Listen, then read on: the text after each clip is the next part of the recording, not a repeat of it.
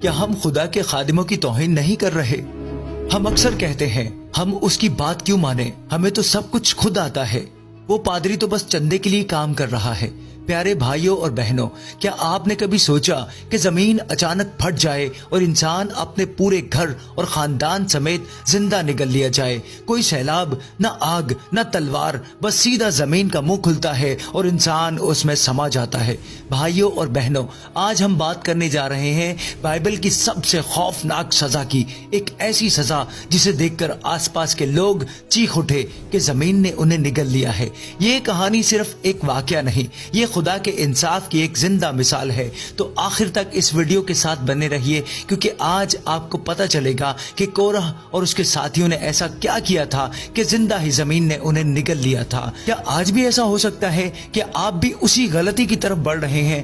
Video کو like ضرور کریں، اپنے ہر اس بھائی بہن کے ساتھ شیئر کریں جو خدا سے محبت کرتا ہے، اور کمنٹ باکس میں ہاللویا یا آمین ابھی سے لکھ دیجئے، کیونکہ بعد میں آپ اکثر بھول جایا کرتے ہیں۔ دوستو، میں ہوں عمران، آپ کا بھائی، آپ کا دوست، چینل گاڈ از لو سے۔ دوستو، آپ نے کبھی اپنی آنکھوں میں ایسا منظر بسایا ہے جہاں زمین اچانک چیخ اٹھے، پھٹ جائے اور کوئی زندہ انسان، ہاں سانس لیتا ہوا انسان، اپنے پورے خاندان کے ساتھ اس میں سما جائے؟ نہ کوئی وارننگ، نہ سدھرنے کا موقع، بس ایک پل اور پھر سب کچھ ختم۔ بھائیوں اور بہنوں، یہ کوئی خیالی کہانی نہیں، یہ بائبل میں درج سب سے خوفناک اور ڈراؤنی سزا ہے جو خدا نے اپنے انصاف میں دی تھی۔ اور آج میں آپ سے ایک سوال پوچھنا چاہتا ہوں، کیا آپ بھی وہی نہیں کر رہے جو انہوں نے کیا تھا؟ کیا ہماری زندگی میں بھی وہی تکبر، وہی بغاوت، وہی نافرمانی نہیں بھر گئی ہے؟ تو بتائیے، اگر خدا آج بھی وہی ہے تو کیا ہم محفوظ ہیں؟ سوچئے، کیونکہ آج کا یہ پیغام آپ کی روح کو جھنجھوڑ کر رکھ دے گا۔ یہ صرف کہانی نہیں، یہ ایک وارننگ ہے، خداوند کی ایک پکار ہے کہ وقت رہتے سنبھل جا، ورنہ زمین تیرے لیے بھی منہ کھول دے گی۔ آگے بڑھتے ہیں اس خوفناک سزا کی طرف جو ہر روح کو کانپنے پر مجبور کر دے گی۔ بھائیوں اور بہنوں، اب ہم اس بھیانک واقعے کی طرف بڑھتے ہیں جو صرف ایک کہانی نہیں، یہ خدا کے انصاف کی آگ ہے جو بغاوت اور تکبر سے بھری روحوں کو بھسم کر دیتی ہے۔ کہانی شروع ہوتی ہے کورح نامی ایک شخص سے۔ کورح ایک لاوی تھا، وہ کوئی باہر کا دشمن نہیں تھا، وہ بنی اسرائیل میں سے ہی تھا، خدا کی خدمت کرنے والوں میں سے تھا، لیکن اس کے دل میں حسد، تکبر اور اقتدار کی بھوک گھر کر چکی تھی۔ میں کیوں نہیں بن سکتا لیڈر؟ موسیٰ اور ہارون ہی کیوں؟ کیا ہم سب پاک نہیں ہیں؟ یہی سوچ، یہی بغاوت شیطان کی طرح اس کے اندر پنپنے لگی، اور وہ اکیلا نہیں تھا، اور اس کے ساتھ تھے داتن اور ابرام جو روبنی تھے، اور پھر انہوں نے مل کر 250 سرداروں کو اکٹھا کر لیا۔ ہاں، وہی لوگ جو معاشرے میں معزز تھے، لیڈر تھے، وہ بھی بہک گئے۔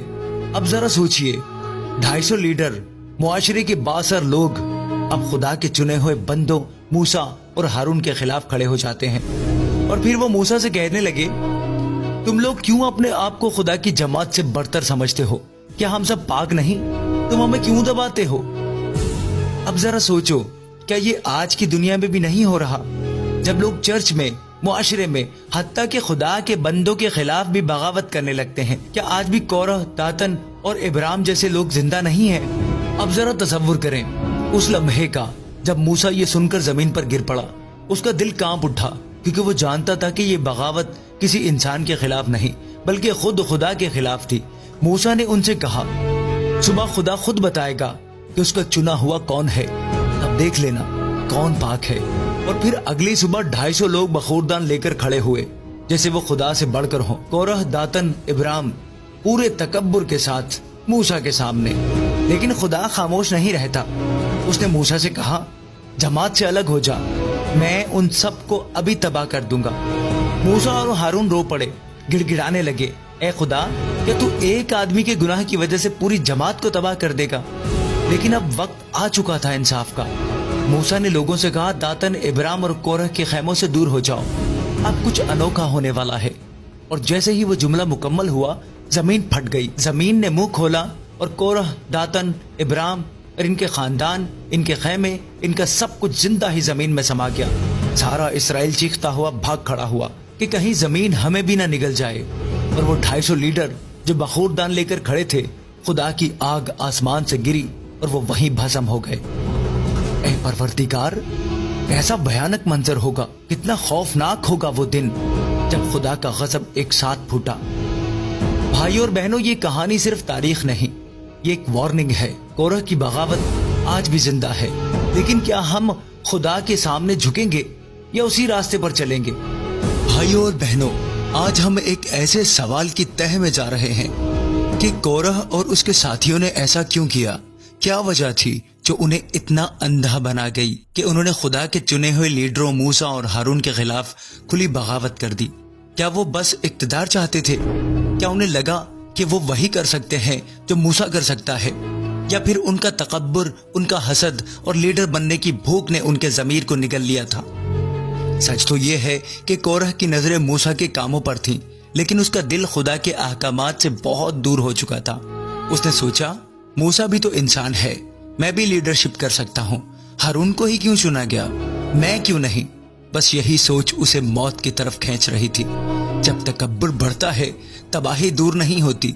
सोचिए जरा, कोरह, दातन और इब्राहिम, क्या इनके पास जिम्मेदारियां नहीं थी? बिल्कुल थी। वो लावी थे, इसराइल की खिदमत में लगे हुए थे, लेकिन उन्होंने इस खिदमत को छोटा समझा और जिसे खुदा ने खुद मुकर्रर किया था उस पर सवाल उठाया। ये वही गलती थी जो आसमान में शैतान ने की थी। शैतान भी तो यही सोच बैठा था, मैं भी खुदा जैसा बन जाऊं। और जब इंसान इसी तकब्बुर में जलता है तो वो न सिर्फ खुद गिरता है बल्कि दूसरों को भी साथ गिरा देता है। और अब बात करते हैं उस नतीजे की, उस जवाब की जो इंसान ने नहीं, खुद खुदा ने दिया। खुदा ने कहा, अब देखो, मैं कुछ नया करने जा रहा हूं ताकि तुम जान लो कि ये बगावत मेरे खिलाफ है।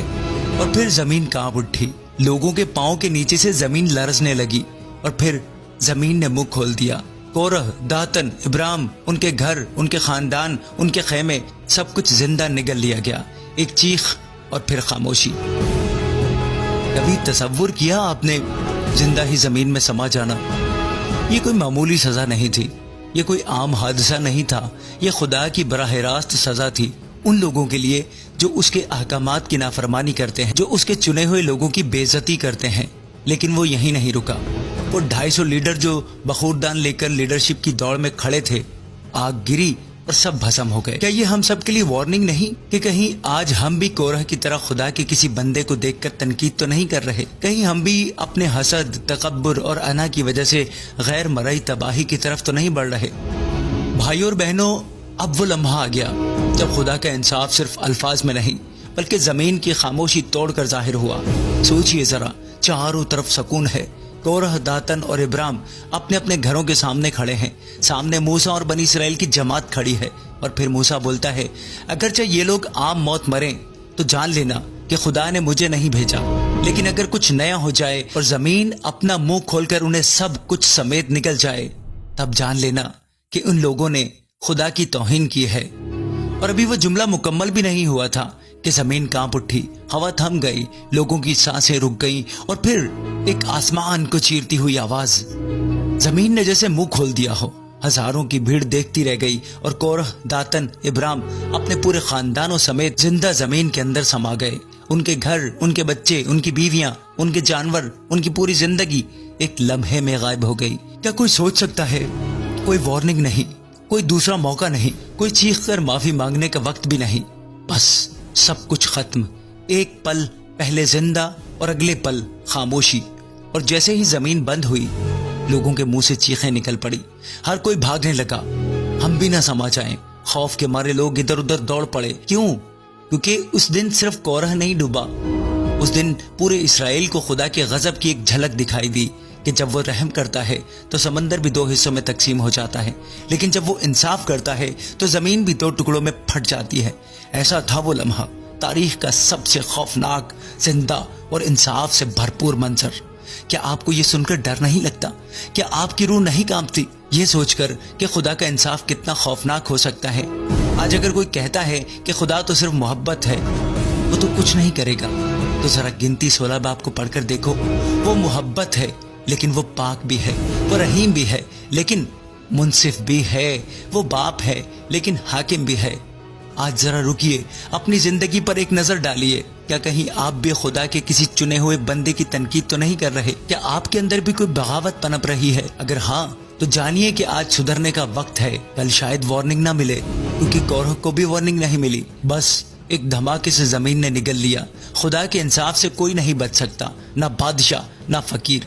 दोस्तों, जब कोई खुदा की तरतीब और इसके चुने हुए लीडरों के खिलाफ खड़ा होता है तो वो दरअसल खुदा ही से टकरा रहा होता है। नतीजा अचानक एक भयानक तबाही, और वो भी हमेशा के लिए।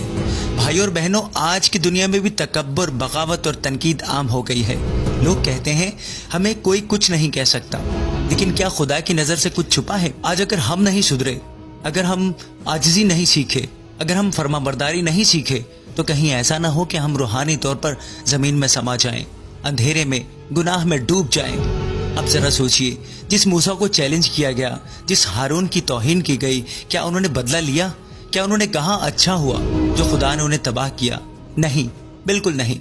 गिनती 16वां बाब और उसकी 22वीं आयत कहती है, तब वो दोनों मूसा और हारून मुंह के बल गिर पड़े और बोले, ए खुदा जो सब जानदारों की रूहों का खुदा है, क्या तू एक आदमी के गुनाह की वजह से पूरी जमात पर गजब करेगा? क्या हैरत अंगेज आजिज़ी है ये। जब आप पर हमला हो तब भी आप दूसरों के लिए खुदा से रहम मांगते हैं। मूसा और हारून सिर्फ लीडर नहीं थे, वो सालस भी थे, जिन्होंने इंसाफ के वक्त भी लोगों के लिए दुआ की, जो खुद पर नहीं खुदा की मर्जी पर भरोसा रखते थे। तो आज हम क्या सीखें? खुदा के चुने हुए लीडरों का एहतराम करें, बगैर बुलाए लीडरशिप का लालच ना करें। ये रूहानी तकब्बुर है। आजिज बने जैसे मूसा था, सबसे आजिज इंसान। फरमा बरदारी सीखें जो बचाती है। माफी मांगना कमजोरी नहीं, रूहानी ताकत है। याकूब कहता है, खुदा मुतकब्बिरों की मुखालिफत करता है लेकिन आजिजों पर फजल करता है। आज मैं आपसे पूछता हूँ, क्या आपके अंदर कोरह की रूह तो नहीं बोल रही? क्या आपके ख्यालात, आपकी बातें, आपकी चाल खुदा के खिलाफ बगावत तो नहीं कर रही? अगर हाँ, तो यही वक्त है मुंह के बल गिरने का, खुदा से माफी मांगने का, क्योंकि अभी भी वक्त है, अभी जमीन नहीं फटी। भाई और बहनों, ये कहानी कोई कदीम तारीख नहीं, ये आज की दुनिया का आईना है। हाँ, आज भी कोरह जिंदा है।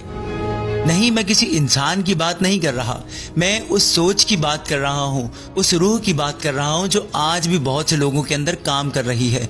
क्या आज हम लीडरों की मजम्मत नहीं करते? ये पादरी तो ऐसा है, वो वाज तो वैसा है। क्या हम खुदा की तरफ से मुकर्रर करदा लोगों की तौहीन नहीं कर रहे? क्या आज हम बगावत की सोच नहीं पाल रहे? हम उसकी बात क्यों माने? हमें तो सब कुछ खुद आता है। भाई और बहनों, यही कोरह की रूह है, वही तकब्बुर, वही हसद, वही नाखुशी। तिमोथियस में लिखा है, आखिरी दिनों में मुश्किल वक्त आएंगे। दूसरे तिमोथियस में लिखा है, लेकिन ये जान रख कि आखिर जमाना में बुरे दिन आएंगे, क्योंकि आदमी खुद गर्ज, जरदोस्त, शेखीबाज, मगरूर, बदगो, माँ बाप के नाफरमान, नाशुक्र और नापाक, तबई मोहब्बत से खाली, संग दिल, तोहमत लगाने वाले और बेजब्त और तंद मिजाज, नेकी के दुश्मन, दगाबाज, ढीठ, घमंड करने वाले, खुदा की निस्बत ऐशो इशरत को ज्यादा दोस्त रखने वाले होंगे। जरा गौर कीजिए, क्या ये हमारी तस्वीर नहीं बन गई? हम हर बात में दलील देते हैं, हर हुक्म में शक करते हैं, हर लीडर में खामी ढूंढते हैं, लेकिन अपने दिल की गहराई नहीं देखते।